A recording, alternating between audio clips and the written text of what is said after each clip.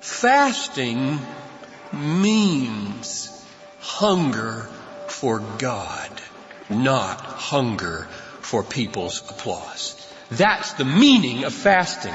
Therefore, if you put forward a fasting demeanor, it means to the world, I want God.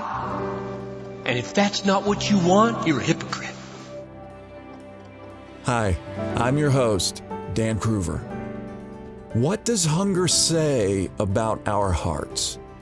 In this episode of Light and Truth, John Piper opens Matthew 6, verses 16 to 18, to show that true fasting isn't about appearances, it's about hungering for God.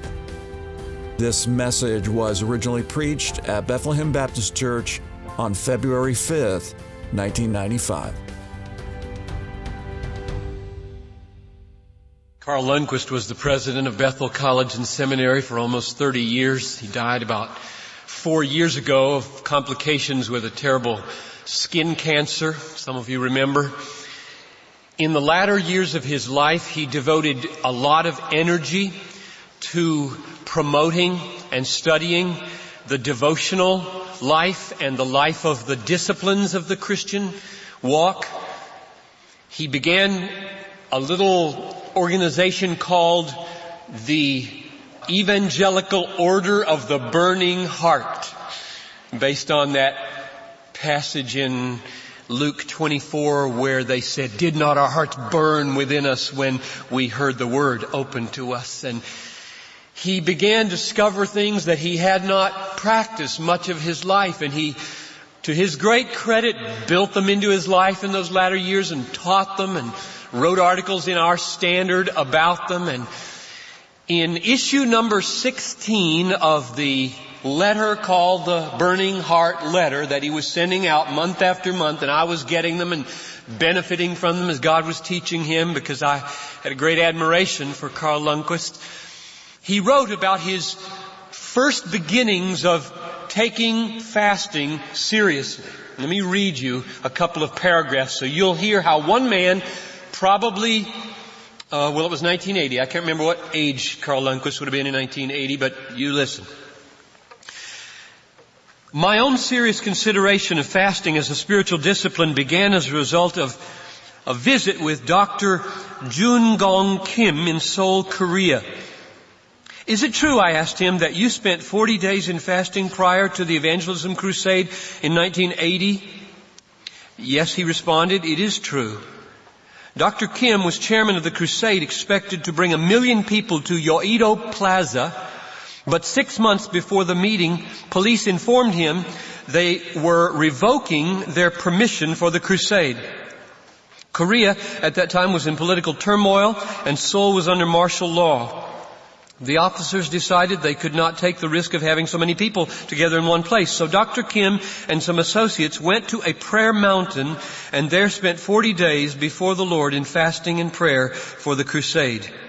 Then they returned and made their way to the police station. "Oh," said the officer when he saw Dr. Kim, "we have changed our mind and you may have your meeting." As I went back to the hotel, I reflected that I had never fasted like that. Perhaps I have never desired a work of God with the same intensity. His body is marked by many 40-day fasts during his long spiritual leadership of God's work in Asia. Also, however, I haven't seen the miracles Dr. Kim has. And then he told later on in the letter about a burning heart retreat that he and Nancy would lead periodically. And at one of them, he noticed a seminary senior not eating lunch, and he asked him if he was okay, and was able to draw out of him with some coercion that he was just drawing to the end of a total 21-day fast for the discerning of God's leading in his life as a seminary graduate.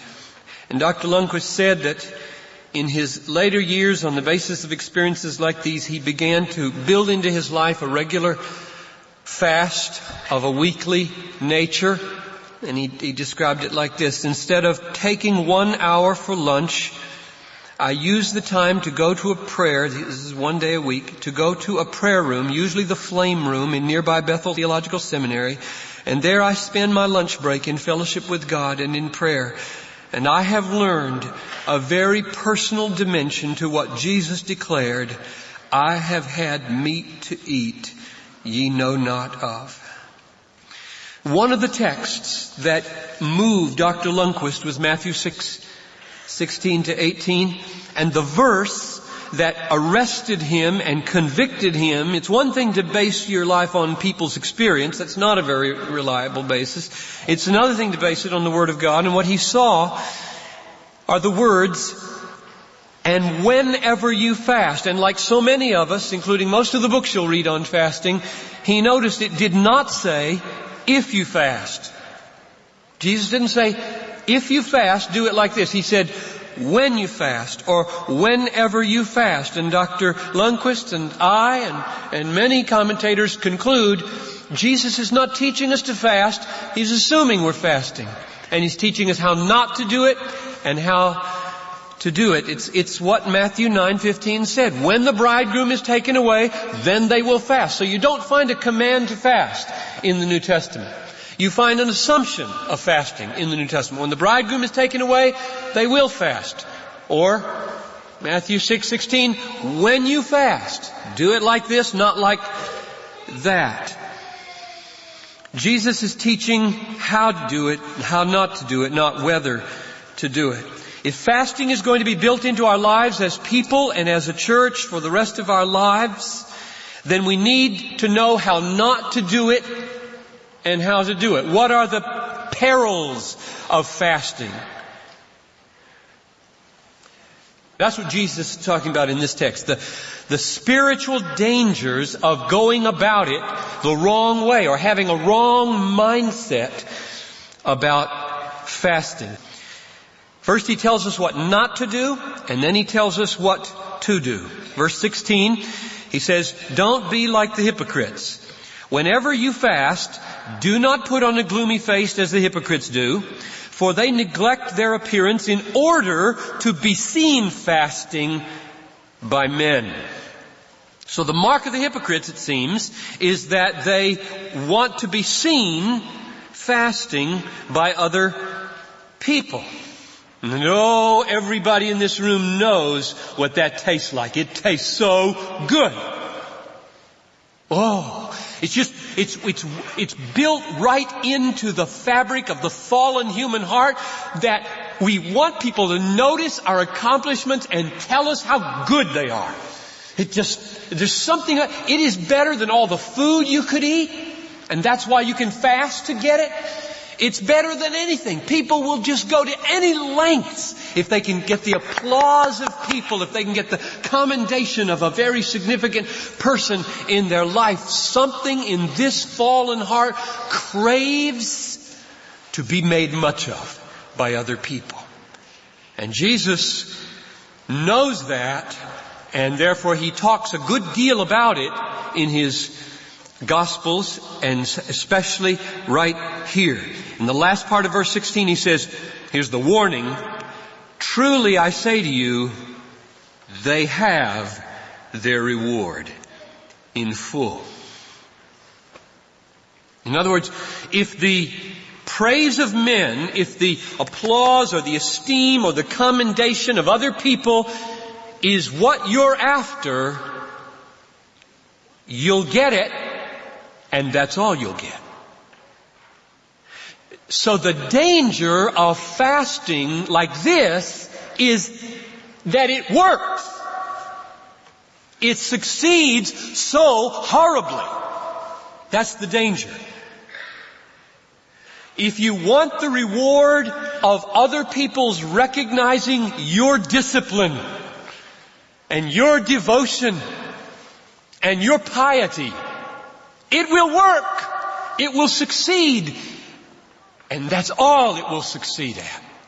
It's just a devastating success. God, protect us from the success of fasting the way the hypocrites fast. So Jesus says, you want that reward? You want the reward of people's praise? You'll get it. Period. Success is a dangerous thing when you're aiming at the wrong thing. But now I ask myself this question. Why is that hypocrisy? They're fasting. They want to fast, and they are letting the world know that they want to fast. They're being transparent and candid. It's the hypocrites who wash their hair and their face and walk around like they're not fasting when they really are fasting. Those are the hypocrites, right? Why not? Why is it hypocritical if you're fasting to let people know you're fasting? I mean, tell it like it is. I'm fasting, folks. That's not hypocrisy, is it? But Jesus says these are hypocrites. Now, so you got to scratch your head and just go a little deeper here. It's not very deep to figure out what's going on here. What's wrong? Why are these people hypocrites when in fact they look like what they're doing? They're not covering it up. The problem is this. Here's why they're hypocrites. Fasting means hunger for God, not hunger for people's applause. That's the meaning of fasting. Therefore, if you put forward a fasting demeanor, it means to the world, I want God. And if that's not what you want, you're a hypocrite. And that isn't what they wanted. They put forward a fasting demeanor which says in the religious parlance of Judaism and ought to say in Christianity, here's a person who's hungry for God, and what they were hungry for was man and his applause and his approval. And that's why they were hypocrites. It was a lie. They were saying something with their fasting which they did not feel in their heart. If they wanted to be really free from hypocrisy, you know what they'd have to do as they left their face all gloomy and walked around, fasting, fasting. They'd have to put a big sign around their neck.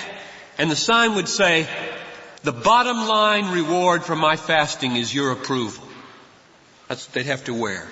And then they'd be openly and non-hypocritically vain. But they did not wear that sign because they didn't want people to know that the bottom line reward was applause. They didn't want people to know that. They really did want people to think it was for God, and it wasn't for God. Nobody would applaud them if they wore that sign. So they had to be hypocrites in their motive. Now, that's how not to do it. Here's how to do it. Let's go to verses 17 and 18.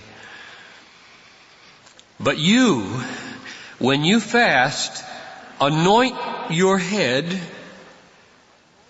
wash your face, so that you may not be seen fasting by men, but by your Father who is in secret. And your Father who sees in secret will repay you.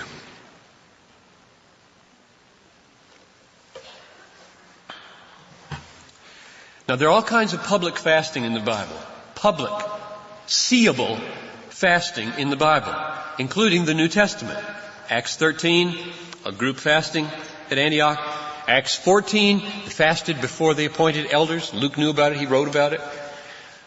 There's all kinds of public, seeable fasting in the New Testament. Therefore, I do not conclude from this teaching of Jesus that if someone notices that you're fasting somehow, it's ruined.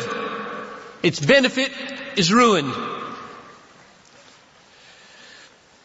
That's not true. If somebody notices that you skip lunch at work and they say, are you sick?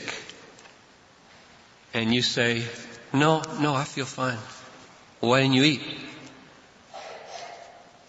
Well, you could just say some general thing if you wanted to, like, I didn't feel like eating today, or you could just say, I'm fasting today, just seeking the Lord's fullness in my life. That doesn't contaminate your fast, if you say that. There's a difference between being seen fasting and fasting to be seen. Can you all handle that? Being seen fasting is an event out there. It's an event that happens, has no moral significance necessarily. To fast to be seen is an inner motive of the heart and has tremendous moral significance. There's a difference. And what Jesus is saying is, you're a hypocrite if you fast to be seen fasting. You're not a hypocrite if when you're fasting, somebody happens to see you fasting and know that you're fasting. It's the heart issue here that Jesus is talking about. It goes a little bit beyond this, though. He takes us further. He wants us not only not to try to be seen by men, but to want to be seen by God. You see that? It says, but you, when you fast, anoint your head, wash your face, so that you may, here's the negative side, not be seen fasting by men. And here comes a but that you may be seen by your Father who is in secret. So it's not wrong to want to be seen by God. In fact, fasting means, God, see my hunger for you. See me, behold me, let your countenance shine upon me in my fasting. You want to be seen by God. That's the whole point of fasting. So what Jesus is doing here, I think, is giving a test to us as to the reality of God in our lives. And whether our lives are oriented on the living reality of God, or whether our lives are just oriented on how we work with other people, what effect what we do has on other people and what effect is that where we live entirely, just at this horizontal level of interrelationships? Or is God so real? Now test yourself right now. Is God so real that if He alone knows what's going on in here, even if it's a very uncomfortable, painful thing, that's all you need. That's all you need. God knows. And then you know if God's real to you. And the reason for this orientation on God that He's testing us for is that we're so easily deceived in good things. Let me try to explain. Preaching, praying, attending church, Bible reading, acts of kindness, the tendency, the human tendency in doing those wonderful things is that we begin to think not just that people might praise us for doing them, that's one thing, but something more subtle. Namely, we begin to think that the primary effectiveness of them is the effect they have on others who see us do them. Like, I'm a father and I contemplate praying at the breakfast table or having devotions, and I think to myself, if I pray at the breakfast table and if I pray for devotions in the evening, my sons will watch me pray, and in seeing me pray, they might someday grow up to pray. That's dangerous, because prayer is to God. Prayer works like this. Here's my son, here's my prayer, and here's God. Prayer goes boom, boom. And if my mindset begins to think, I'll pray so that I'll do this, that God can just fall out of the picture. I'll have my devotions in my room, and if my roommate sees me, maybe my roommate will be convicted of his not reading the Bible. And so on. So the danger is not just that we want the praise of others, but even a more subtle, more noble mistake, namely, God gradually vanishing out of the picture, of the vertical dimension of life growing dimmer and hazier, while this, for God's sake, we say, and for religious reasons, is still happening. They'll see me pray, and they'll see me read my Bible, and they'll see me give my tithes, and in doing all of that, they will be moved to pray, and they will be moved to give their tithes, and they will be moved to read their Bible. And pretty soon, I say, wait, what's the vertical dimension of my life? Is there any reality? Am I communing with the living God in my Bible reading? Am I giving for His sake? Does He enjoy seeing my giving? Now, don't misunderstand. The Bible clearly teaches that all that we do in the sight of others has a good effect on them when it's good. It's not a bad thing for my sons to learn to pray by watching me pray. It's not a bad thing for the roommate to feel pricked in his conscience when his roommate reads the Bible and he doesn't. What I'm pointing out is that we're spring-loaded to be deceived and corrupted, and we need to be vigilant. Jesus is calling for a radical orientation on God in our fasting. And He tests us by saying, comb your hair, wash your face, and don't even let anybody else know. And then you will be tested to see whether you can carry this through with only God knowing it. When I have done things that Noel doesn't know about, my boys don't know about, you don't know about, that are intended to be good things, the temptation to want to slip your card out on the table so people know you did that, you made that visit, or you made that hard call, or you didn't eat that meal. The temptation to bring it up in a subsequent conversation is absolutely tremendous, which shows how hungry I am for your approval. So dangerous. It is so dangerous. Whom are we hungry for, folks? So He tests us, and He wants a radical orientation on God. One last question. What's the promise? The reward? Is it the praise of men?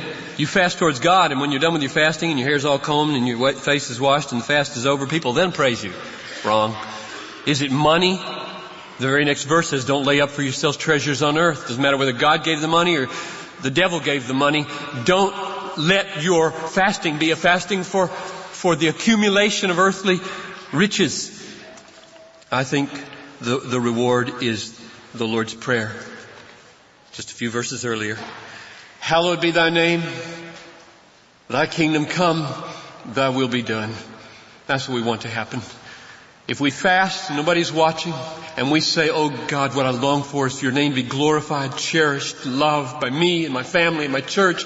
What I long for is your kingdom to manifest itself now and bring itself to consummation in the world. What I long for is for your will to be done in my boys and my church and this city. And when I see people doing your will the way the angels do it in heaven with that much sleepless energy and joy and zeal, I will be satisfied. The Lord will give those kinds of things to us as we seek Him without any care about the praise of men. This is Light and Truth, God-centered preaching to help you see Christ clearly and treasure Him truly. I'm your host, Dan Cruver. Thank you for listening. On our next episode, John Piper continues our 8-part series, The Pursuit of God, with a message titled, The Test of True Worship. I hope you'll join us. For more resources, visit desiringgod.org.